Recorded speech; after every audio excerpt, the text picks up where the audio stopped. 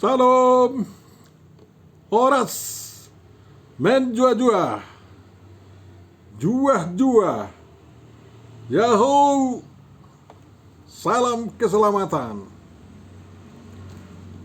Kita sekarang mau memahami, merenungkan, dan kalau boleh sampai menghayati juga apa yang menjadi epistel untuk tanggal 27 Juli tahun 2025 di gereja kita.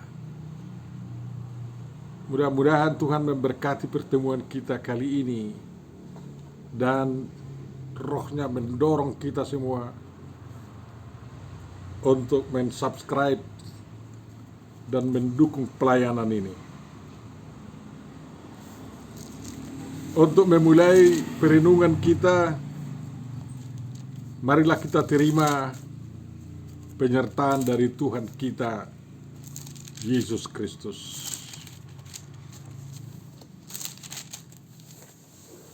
Kasih karunia dan damai sejahtera dari Allah Bapa kita dan dari Tuhan Yesus Kristus menyertai kamu.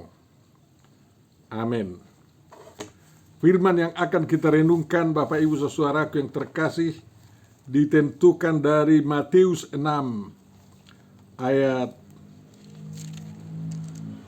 9 sampai ayat yang ke-13,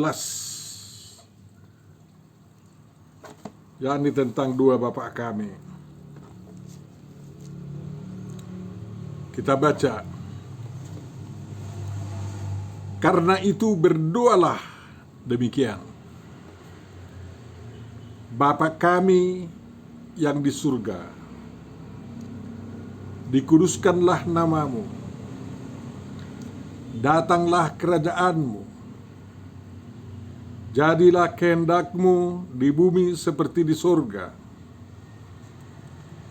Berikanlah kami pada hari ini makanan kami yang secukupnya, dan ampunilah kami akan kesalahan kami, seperti kami juga mengampuni orang yang bersalah kepada kami.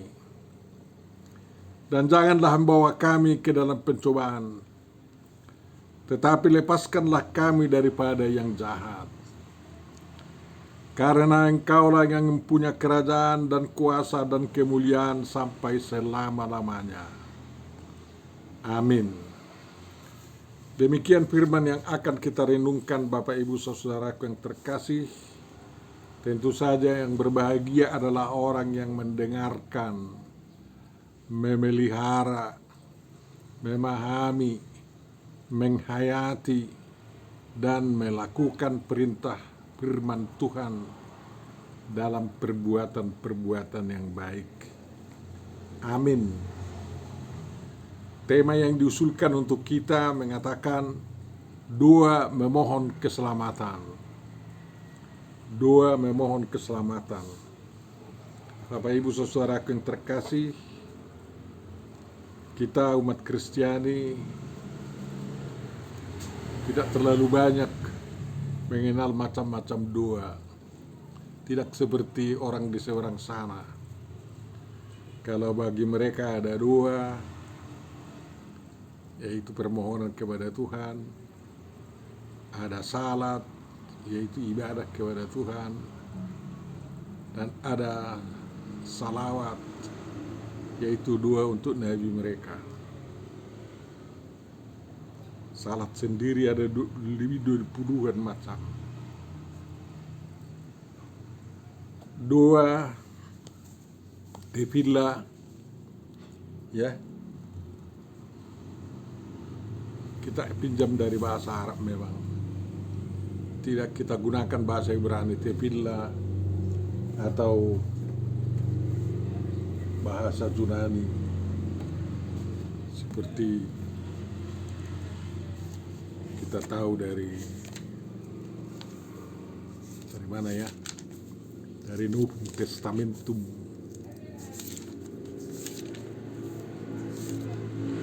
Mengatakan bahwa ya,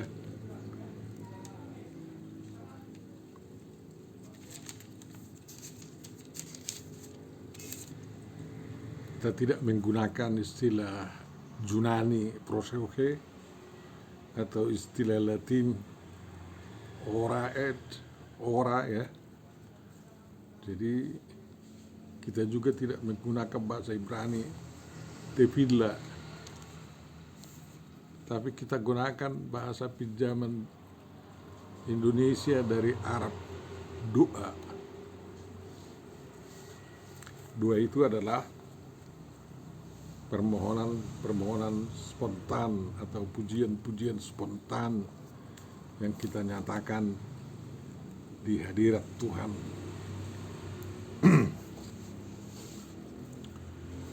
Sungguh indah kalau berdoa. Doa yang didoakan dengan sungguh-sungguh akan dikabulkan oleh Tuhan. Di awal pengajarannya, Tuhan Yesus juga tidak lupa untuk mengajar murid-muridnya berdoa. Dan memang murid-muridnya juga memohon agar mereka diajar untuk berdoa.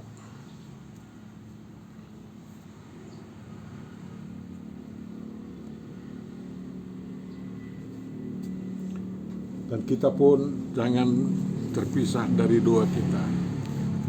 Siapa yang lupa berdoa berarti dia juga lupa akan Tuhannya. Dan bagi orang Kristen itu udah setengah pekerjaan kalau memang berdoa. Karena apa? Doa adalah hal-hal yang pasti. Saudara-saudaraku yang terkasih, firman Tuhan yang paling tidak lupa dari orang Kristen adalah doa Bapa kami. Dari sejak kecil kita sudah diajar untuk melapaskannya secara lisan, bahkan melekat dalam darah sanubari kita. Mari kita renungkan sejenak secara sederhana apa yang terkandung di dalam doa ini. Yang pertama, dalam doa ini Tuhan kita itu kita panggil sebagai Bapa. Hanya orang Kristen yang memanggil Tuhannya sebagai Bapa, sehingga Gus Dur mengatakan orang yang paling dekat kepada Tuhannya adalah orang Kristen. Karena orang Kristen memanggil Tuhannya itu Bapa. Karena Bapa dan anaklah hubungan yang paling erat dan paling dekat. Dan Bapa itu kita tahu ya, walaupun anaknya melawan-lawan, kasih Bapa tidak pernah terputus. Ingatlah, sewaktu anak sulung itu atau anak bungsu itu minta bagiannya kepada bapaknya, dan bapaknya memberikan, lalu anaknya itu menghabiskannya, berpoya-poya di perantauan dan jatuh miskin, akhirnya jadi buruh pemelihara babi dan makan dari makanan babi. Lalu dia pulang, bapaknya menyambut anak yang hilang itu, bahkan mengadakan pesta sampai anak sulungnya itu cemburu ya. Jadi bapak itu, ingat, bapamu senantiasa ada. Kalau nggak ada bapamu di bumi lagi, bapamu tetap ada. Jangan mau putus asa. Dia itu lebih hebat daripada bapamu yang di bumi. Dalam doa ini juga kita diajar melihat diri kita sebagai kami. Bukan Bapa kita, Bapa kami. Ya. Kami itu ya tentu saja plural lah, orang pertama-tama. Artinya dalam berdoa walaupun dia sendiri kita panggil Tuhan kita itu dengan Bapa kami, kita tidak lupa orang lain. Kita selalu bersama dengan orang lain. orang yang berdoa tidak pernah jadi orang yang egoistis, individualistis. Lalu kita diajar juga menyatakan bahwa Tuhan kita itu di surga, di Uranus, di Samain. Bahasa Sanskertanya surga. Ya. Di mana itu? Di tempat tertinggi yang lebih tinggi dari kita, tetapi di tempat terdekat kepada kita. Di mana Tuhan berada. Jadi kalau ada orang bertanya, di mana surgamu ya? Di mana Tuhan Yesus berada, itu aja. Kalau Tuhan Yesus berada di rumah kita, di situ surga. Tapi kalau memang dia bertata di langit sana, di Samaim sana, Samaim artinya langit juga, yang kita tidak tahu berapa tingginya itu. Di sana dia, artinya Bapak kita itu selalu di tempat yang lebih tinggi dari kita, lebih mulia dari kita, lebih kudus dari kita, sehingga dari sanalah akan mengalir berkat-berkatnya kepada kita. Kemudian kita diajar untuk mengatakan tentang apa yang harus kita perbuat untuk Bapa kita itu. Yang pertama itu dikuduskan. Jadi kita harus menguduskan nama Tuhan. Nama Tuhan kita itu udah kita tahu ya. Semua nama dewa tertinggi di dunia ini dapat digunakan sebagai namanya. Ada Dewata, ya, Jehovah, ada Allah, ada Tuhan, ya, ada luar langit. Itu tidak mengurangi keesaannya. Itu tidak mengurangi tentang siapa dirinya menurut Alkitab. Jadi semua nama dewa tertinggi yang pernah dikenal oleh manusia diterapkan kepada Tuhan yang dikenal menurut ajaran Alkitab. Itu berarti bahwa Tuhan bekerja sepanjang sejarah di tengah setiap suku, bangsa, dan bahasa yang walaupun oleh suku dan bahasa itu kurang mengenalnya, dan datang berita dari Alkitab, Injil dari Alkitab untuk memperjelasnya sehingga tercapai apa yang diceritakan Paulus bahwa dia akan menjelaskan Tuhan yang tidak dikenali itu kepada penduduk seluruh bumi tanpa kecuali. Jadi dari dulu Tuhan tidak pernah lepas dari pergaulan hidup umat manusia dalam bahasa dan suku bangsa manapun. Hanya salah dikenal. Jadi menguduskannya, mengkhususkannya, ya tidak boleh ada Allah lain selain Dia. Kita ikuti pengakuan iman orang Israel itu, ya, Shema Israel, Adonai Eloheinu, Adonai Ehad, atau Yahweh Elohim, Yahweh Ehad, kan kayak gitu. Sekarang kita pahami dalam Kristus Shema HaMashiach. Dengarkanlah hai orang-orang Kristen, Tuhan kita itu, Tuhan Allah kita itu Tuhan yang Esa. Jadi di sini tidak dikatakan dikuduskanlah nama-namamu, tidak. Satu nama Tuhan. Ya kan, Hoon, ego emi, akulah dia katanya. Dan akulah aku. Jangan dicampur-campur pemahaman nama Tuhan itu dengan pemahaman agama-agama animisme, agama-agama dewa-dewa lain. Jangan. Harus benar-benar pemahaman khusus sesuai dengan Alkitab, dan kita perlakukan diri kita di hadapannya sesuai dengan ajaran Alkitab, dan kita perlakukan Tuhan kita itu sesuai dengan ajaran Alkitab. Kemudian kita minta agar datang kerajaan Tuhan. Kerajaannya sejak kapan sebenarnya? Sejak dunia, langit dan bumi diciptakan, itulah kerajaannya. Tetapi secara khusus untuk penyelamatan umat manusia, dia bangun kerajaannya melalui keturunan Abraham, melalui Yesus Kristus, agar tidak sembarangan masuk ke dalam kerajaannya itu. Karena manusia sudah membuat lumlam semua kerajaan Tuhan itu di dunia ini, sehingga ada dibentuk kerajaannya yang khusus, dan itu telah didatangkan oleh Yesus Kristus di dunia ini, dan kita juga harus mendatangkannya dalam kehidupan kita. Kalau kita katakan kerajaan Tuhan, kerajaanmu, berarti Tuhan yang menjadi raja kita. Walaupun kita semua raja-raja, tetap kita berrajakan kepada Tuhan Yesus Kristus.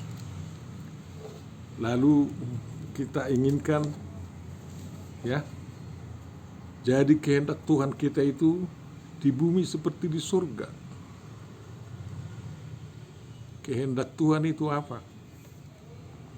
Tidak jatuh ke dalam dosa kita itu. Itulah kehendak Tuhan. Kehendak Tuhan kita harus berjalan di jalan Tuhan, bukan di jalan yang melenceng atau dosa. Ya. Jadi kehendak Tuhan itu harus menjadi kenyataan, tidak boleh hanya teori saja. Ya. Tidak boleh hanya di mulut. Kita tidak boleh hanya pendengar firman Tuhan, tetapi harus pelaku firman Tuhan. Ya.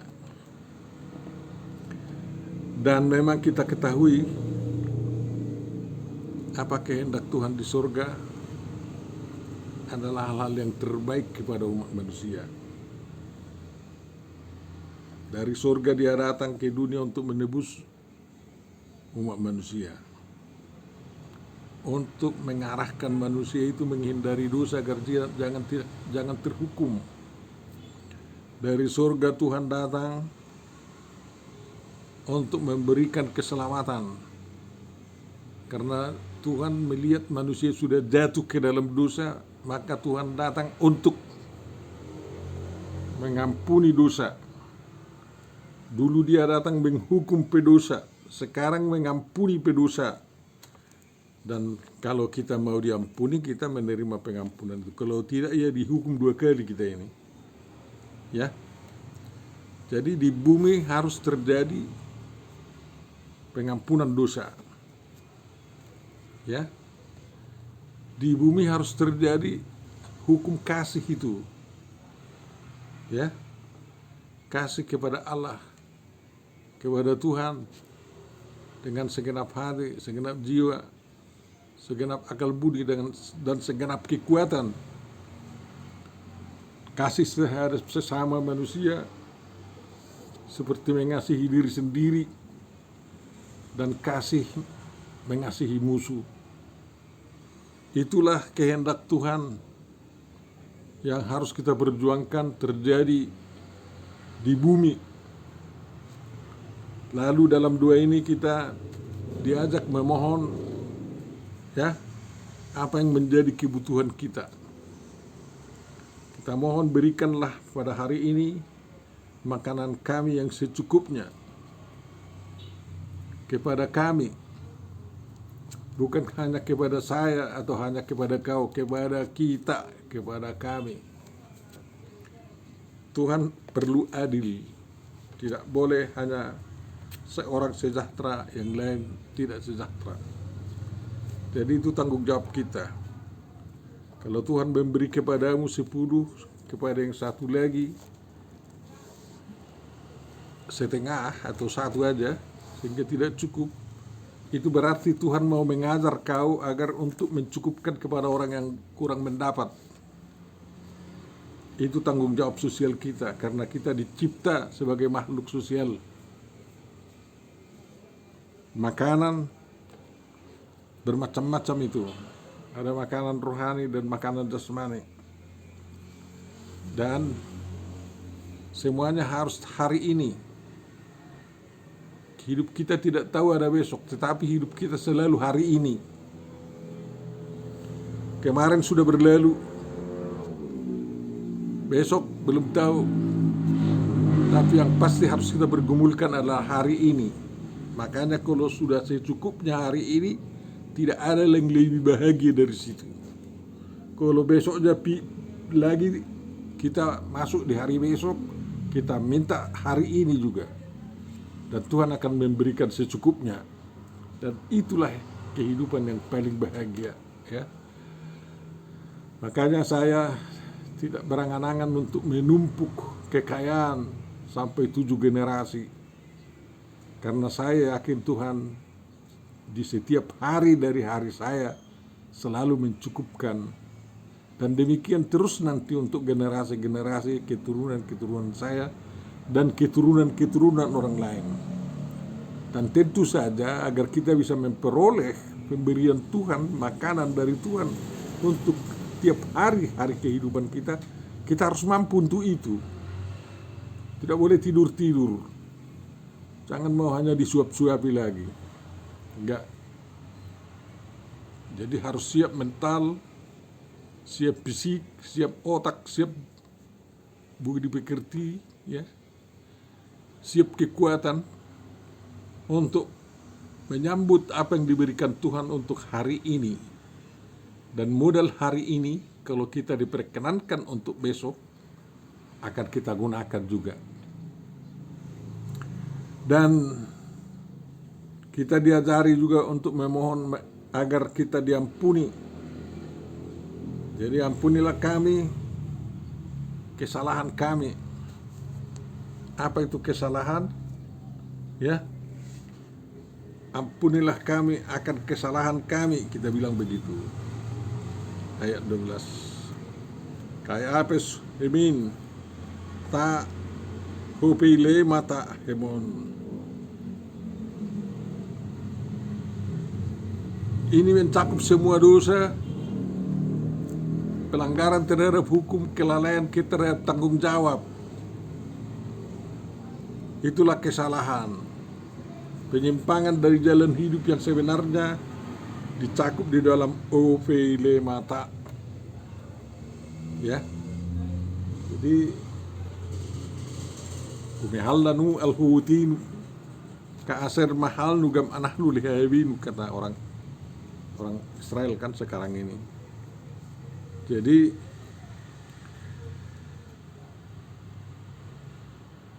Tuhan mengampuni berarti Dia tidak membenarkan dosa kita, tetapi menghapus dosa kita. Ingat itu, itulah tindakan Tuhan yang paling tidak terbeli oleh apapun. Pengampunan itu. Jadi kalau Tuhan membenarkan kita, bukan berarti bahwa dosa-dosa kita itu dibenarkan. Udahlah, nggak apa-apa kau, nggak kayak gitu. Walaupun kau berbuat dosa, sudah nggak ku ingat-ingat, nggak kayak gitu. Dosa kita tetap Dia tahu. Dan kita layak kena hukum oleh karena itu. Tetapi Dia mengampuni. Kita tidak dihukum, itu aja. Dan kita berjanji tidak akan melakukan dan mengulangi kesalahan-kesalahan yang telah diampuni oleh Tuhan. Karena kalau kita lakukan itu kembali berulang, itu berarti kita berdosa kepada Roh Kudus dan nanti tidak diampuni lagi. Dan ada diberikan syarat seperti kami mengampuni orang yang bersalah kepada kami. Ya. Jadi sebenarnya lebih berat seperti Tuhan mengampuni dosa kami yang telah berlalu itu.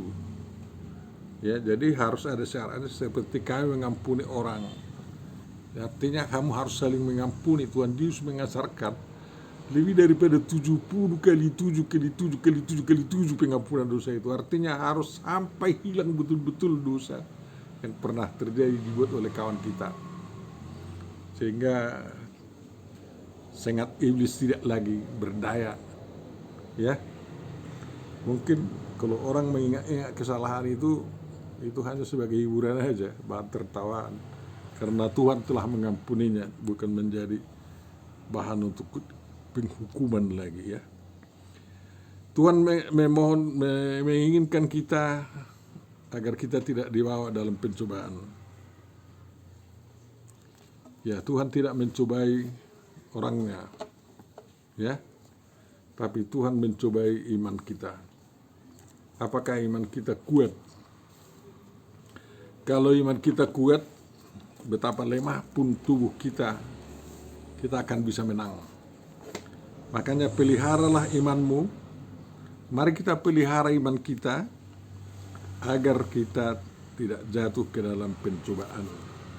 Dan kalaupun kita jatuh ke dalam pencobaan oleh dunia ini atau oleh iblis sendiri, kita bisa menang dan bangkit lagi, hidup di dalam iman yang benar kepada Tuhan. Kita diajar untuk memohon agar kita dilepaskan daripada yang jahat. Ya, siapa raja kejahatan itu? Ya, legion itu.